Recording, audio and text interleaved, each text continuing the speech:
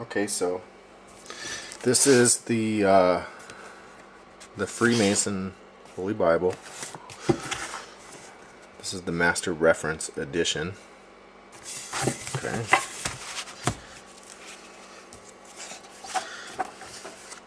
Very neat artwork. This one seems to have not had an owner. I believe that this one was printed in the 60s. Yeah, here. It shows the copyright here. 1964, 1971. So this has to be 1964 edition, 1971 printing. So there's a lot more in here than just in the Bible. This is an artist's depiction of the building of Solomon's temple. This is King Solomon, this is King Hiram, and this is Hiram Abif. He was the first master mason according to this pile of garbage.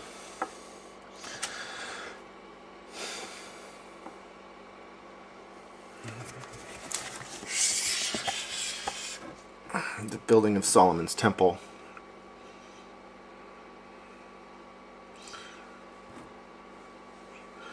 This is where the term Mason comes from. Hiram Abif was a architect, so hence all of the compass and square and building symbolism. This is where they would show who signs off on your membership, what level you are, entered apprentice, fellow craft, or master mason. Now, most people only get through the first 3 degrees, and those would be considered a speculative mason. There are a lot more degrees, and it shows that. Further in here, here is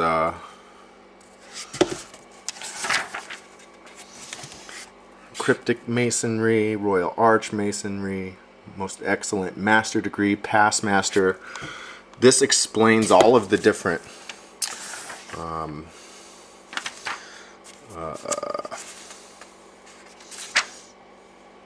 associated lodges, the order of the Knights Templar, and it explains about them. I'm not going to go into that. If you want to research it, you're more than welcome to. And then this shows the levels. Grand Pontiff is level 19. One that really strikes me as funny is here is number 10. It's the illustrious elect of the 15th degree. I still haven't figured out why it's called the 15th degree when it's only the 10th degree. I'm looking into all of this stuff. But as you can see, this explains each and every degree of masonry. And it goes all the way up to the 33rd degree, which is the Sovereign Grand Inspector General degree. I believe there's one more degree past that called the Worshipful Master, but they may have just changed the title of this degree.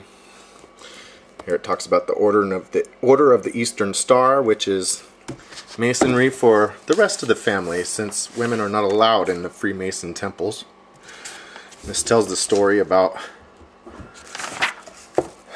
that. And then here, this is what's really interesting, is a question and answer relating to the history and work of Freemasonry and the Eastern Star, not of a biblical nature, in their Bible. Okay.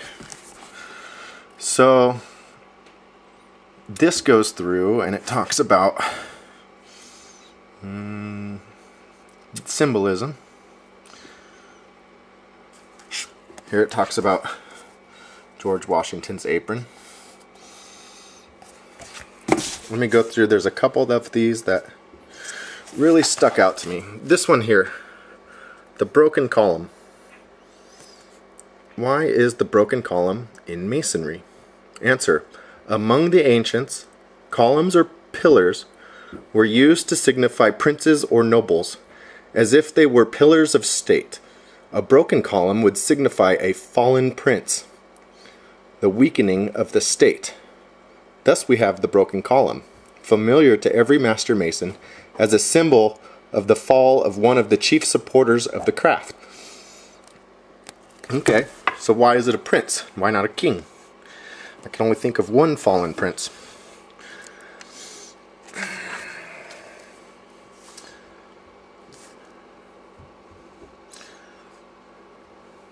There's some other very, very neat stuff in here. The blazing star. A lot of this is information you can find online if you know what to look up. Here, this one's very interesting. Esoteric Masonry. What is it meant by esoteric masonry? Answer: the secret portion of masonry which is hidden in emblems, symbols, allegories, legends, and other forms of mystery, and are wholly apart from monitorial teachings. Okay, so you have to pay to rise up through these levels of masonry. The 32 degrees of masonry, you have to pay to rise up through these levels of masonry. Similar to another church I know that is called Scientology. Very interesting. Esoteric Masonry is the search for light beyond that. And I don't want to go through the basics of Masonry. I just want to look at some of the very interesting things here.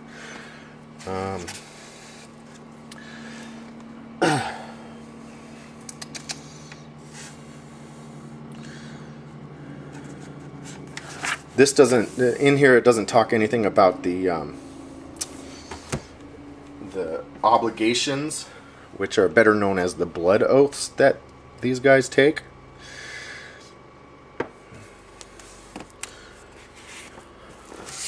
Here, worshipful. Here's an interesting definition of the term, of the word. What is the significance of this term as applied to the lodge and to the master? The Old English meaning of worship and worshipful is retained. The idea is that of honorable, one to be revered, and venerable institution of person. So there they have them worshiping another person, which is pretty anti-Christian right there.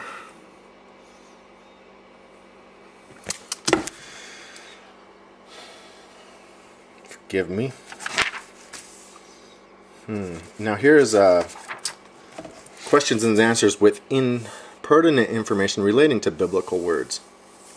So here this is similar to a concordance, but there's actually a concordance in the back of this Bible. There's a dictionary and a concordance. This is helping you make the connection between the Bible and how they think you should understand it.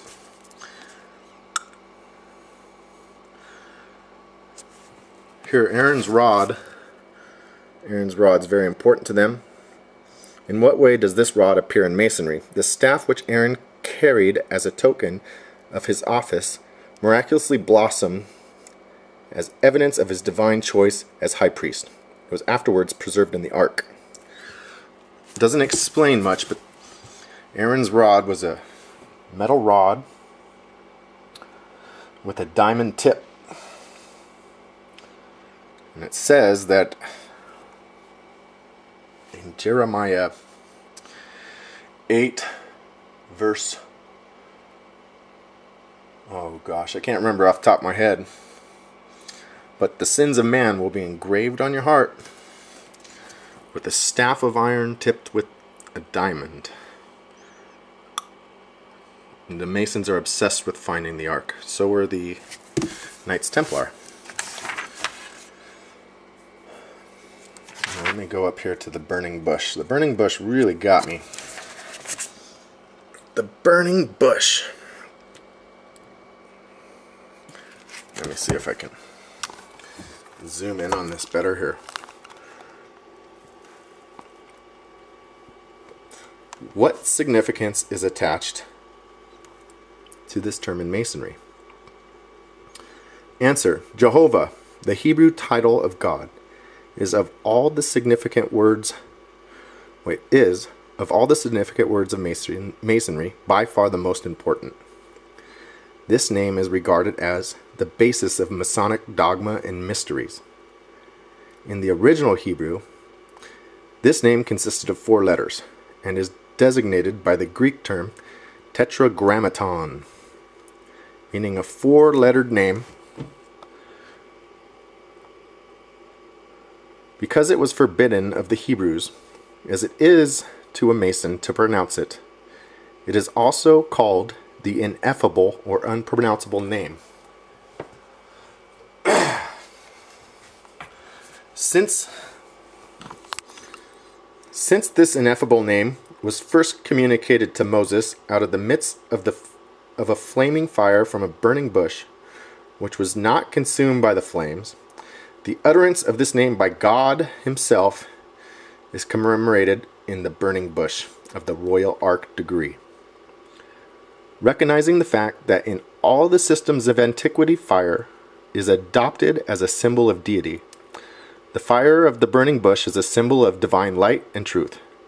The God represented thereby is the one source of all Masonic light and truth, as represented more fully in the high degree of Masonry.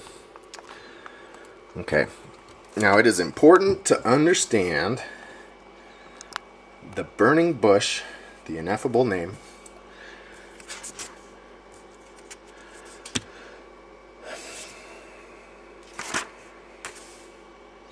to understand the goals. It says right there it's the most important thing.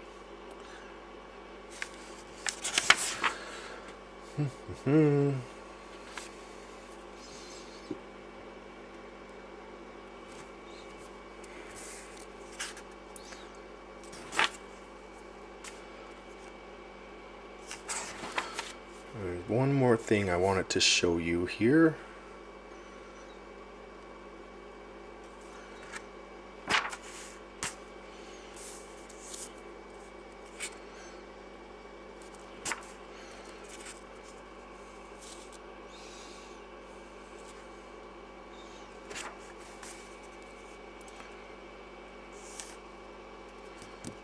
And I can't remember where its definition was under. Here it talks about Palestine. This is another name for the promised land of Israel, for the Holy Land situated on the coast of the Mediterranean extending from Lebanon, blah blah blah blah blah. Freemasonry as we have it today quite certainly had its beginnings at the building of King Solomon's Temple in Jerusalem. Oh, here. The subsequent destruction of northern kingdom of Assyria left only the tribes of Judah and Benjamin, or the kingdom of Judah, for the perpetuation of Jewish history, with the Holy Land, especially with the building of King Solomon's Temple and its successor. Elsewhere, it talks about how they want to take that.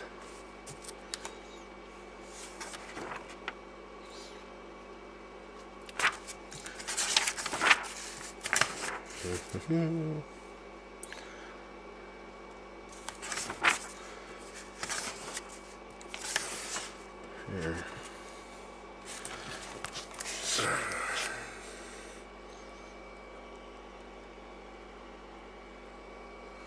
Here they talk about Zion. Mount Zion was the southwestern of the 3 elevations.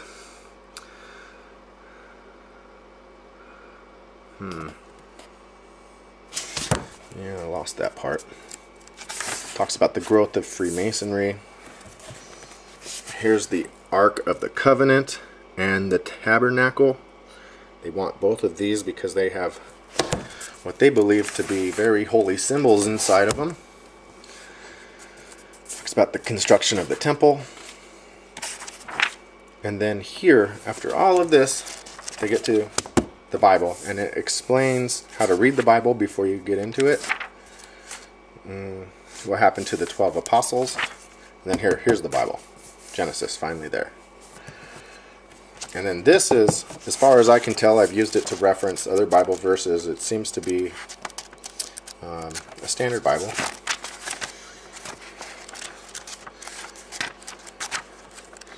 There's an inch. They do mix in artwork here with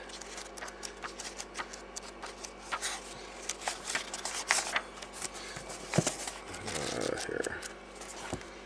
They mix in artwork here with. Now these are famous art. The Dutch school artist, unknown.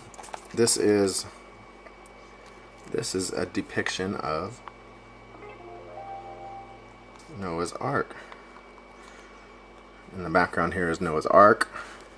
And then there's two of every animal, common animals, and Noah and his family.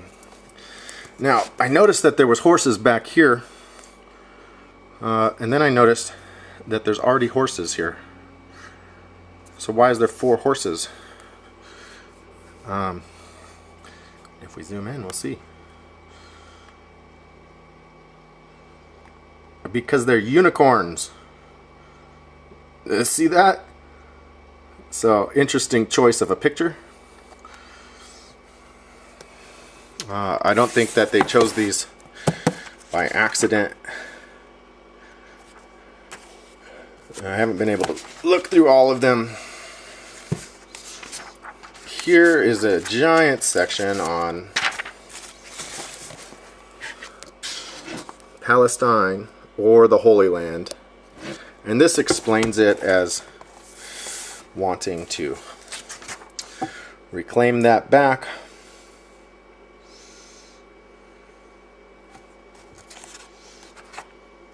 Guide to the laws of the Bible. Now here's an alphabetical digest. Oh, there.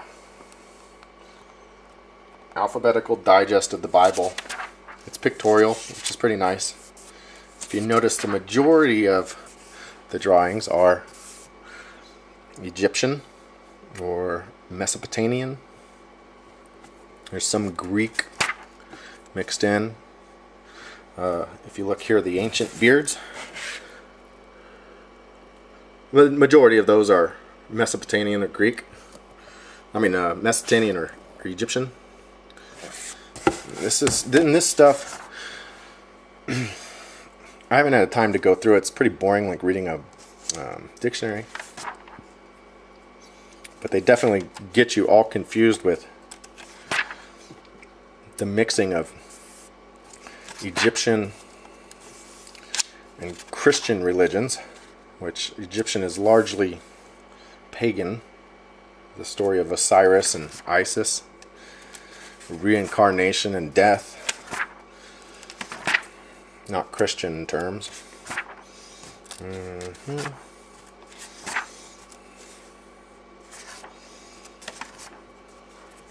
Anyways, so you go through all that, and then they have a concordance. So if you wanted to look up a specific topic, you could do that. You should be familiar with concordances. And then in the back they have some maps. Jerusalem, here.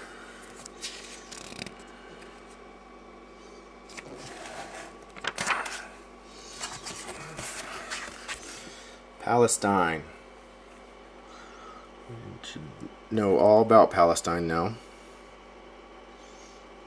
This is Palestine in the time of Christ. Samaria, Galilee. There's Canaan, which is also Palestine, Israel. All the same stuff. Anyways, here. I remembered what I wanted to show you. The Book of Law. Here. It shows the Book of Law.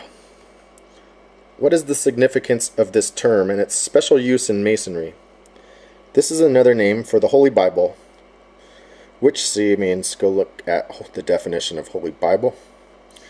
The title applies especially to the Old Testament and more particularly to the 5 books of Moses, also known in the Jewish religion as the Torah. The Book of the Law is an important symbol of the Royal Ark degree, concerning especially the tradition that this book was lost during the Babylonian captivity, and that it was among the treasures discovered during the building of this second temple.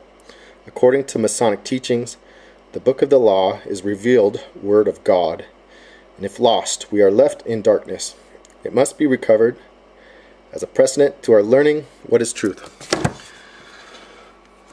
Okay, so I'll give you a quick synopsis of the deception of Masonry. They tell you that you are looking for the light, and the light is alluded to be God, here with the G in between, the compass and square. Through the initiation rituals, they have you, usually these are Christians in America that I know of that are signing up to be Freemasons, speculative Masons, going up to the 3rd degree. By the time you're done with the 1st degree, you've already blasphemed 3 times, 1 in taking an oath, 1 in denying the existence of God or the existence of Jesus already on your way into the church, and another time by performing rituals, which those are all forbidden in the Bible. So they're tricking Christians into paganism. Okay. Now, by the time you get up to the 32nd degree, and I don't have Morals and Dogma, which is a book by Albert Pike explaining the real morals and working of Freemasonry in kind of coded terms, but there's some parts of it that are very clear. There's George Washington. They're super proud of him. But by the time you get to the 32nd degree, or 33rd degree, which George Washington was, then they reveal to you that the light that you have been seeking, they don't really know how to find it, and they hint at it being actually Lucifer. In several places in Morals and Dogma, they actually straight out tell you that it's Lucifer. Lucifer in the Bible is referred to as the light bearer, which they joke about as being a funny name for someone who is the Prince of Darkness. But here is their goal. And if you understand anything about pagan cultures or pagan religions, when you know the name of a demon, you can summon that demon either for self-possession, to gain its powers, or to let it just work through you, or control it as a spectral being. So if you know the name of a demon, then you can harness its powers. And that's in their religion. I don't really believe that, but it is what it is. These guys believe that if they can find out the ineffable name, the Tetragrammaton, that they can then gain God's power, or even dethrone him, which is where all of Lucifer's interpersonal relationship problems with God came from in the first place. So they don't really get it, but they're trying. So Freemasonry, the symbolism is here. You'll see it all over town if you understand what the symbols are and look them up. You'll see it all over your media. You'll see it in your music.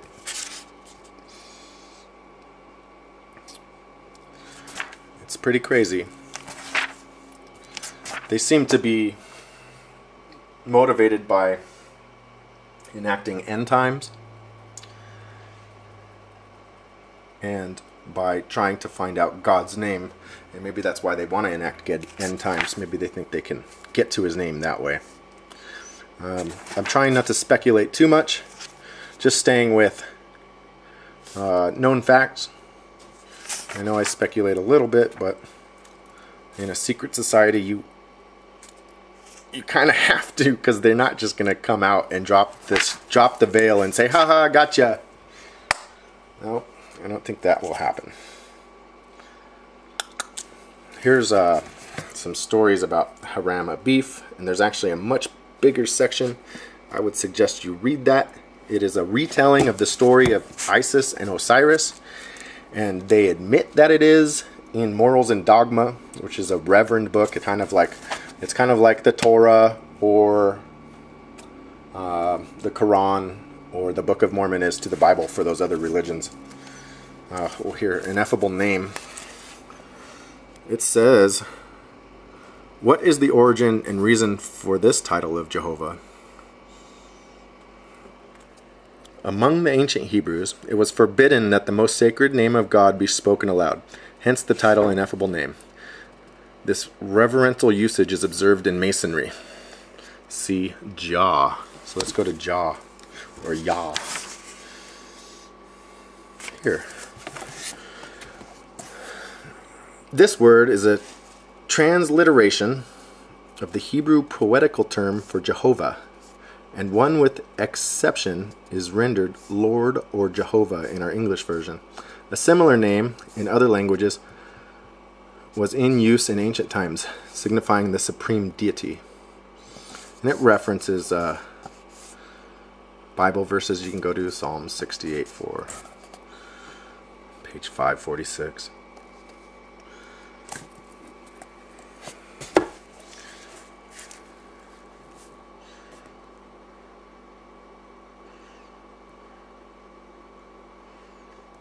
Here it talks about New Jerusalem. What interest does this Jewish capital hold among Masons? The capital city of ancient Israel and later of Judah, or Judea, is memorable in Masonic history as the site of Solomon's temple and of its successor, Zerubbabel temple. Horrible at pronunciation there.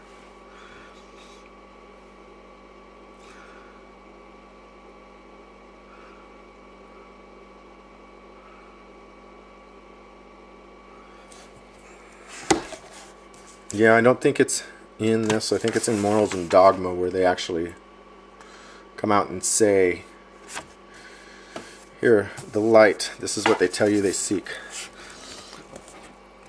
Light is far more important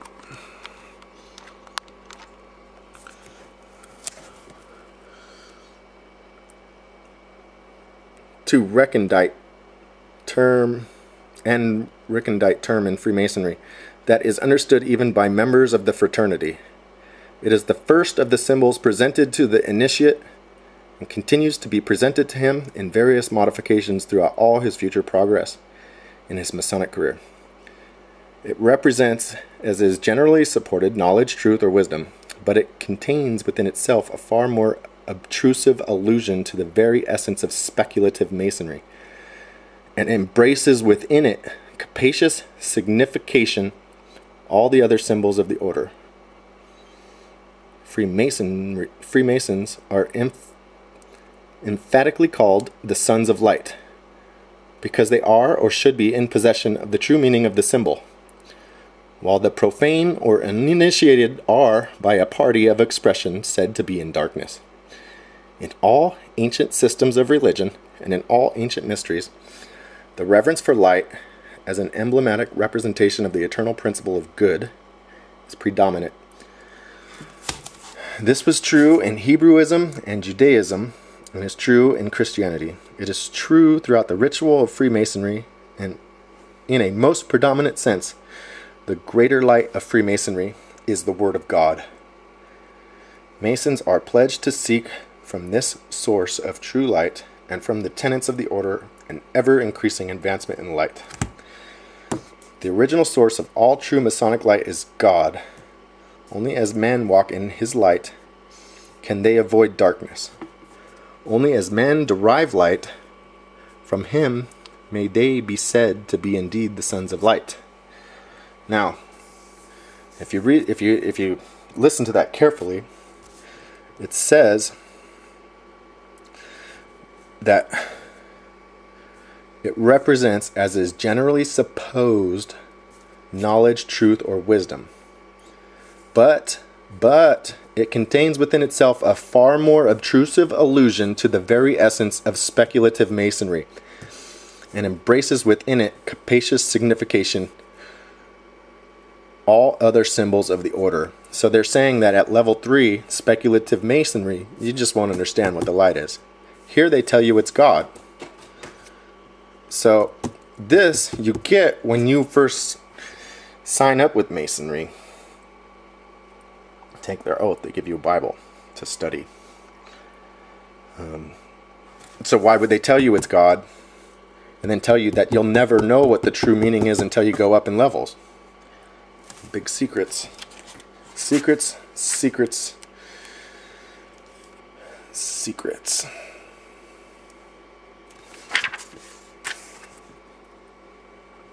Here they talk about the oath.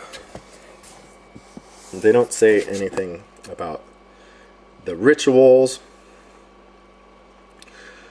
or the punishment for breaking the oath. Of course not. It's a secret society. They're not going to put it in their Bible. Here's the obligation, which is what they actually consider the true oath. They call it an obligation. Cannot be enforced by the court of laws, is binding to the party who assumes it in consciousness and according to moral justice. The Masonic obligation varies in each degree, but in each it is perfect. Each obligation consists of certain prescribed duties, which are called its points. These points are either affirmative or negative. Blah, blah, blah. There's a lot of wording in here because they're hiding their secrets in plain sight. Seals, Book of Seven Seals. I mean, there's a lot of end world times. A lot of Genesis in here too. With the Shem, Ham, and Japheth. The Tower of Babel. Solomon's Temple.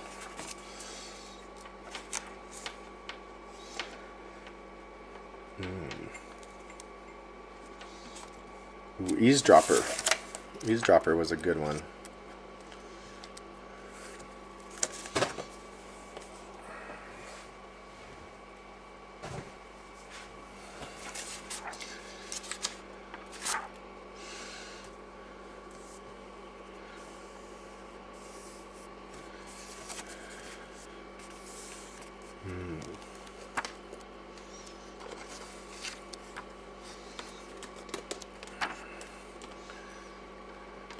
Eavesdropper.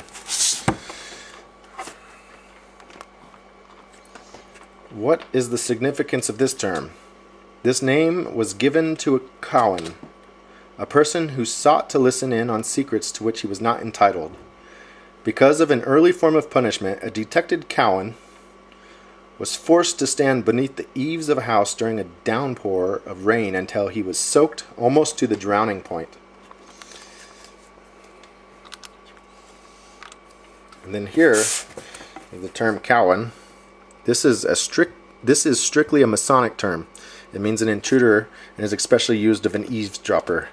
He is a person who seeks the secrets and benefits of Freemasonry in a clandestine manner, and when apprehended should be severely punished.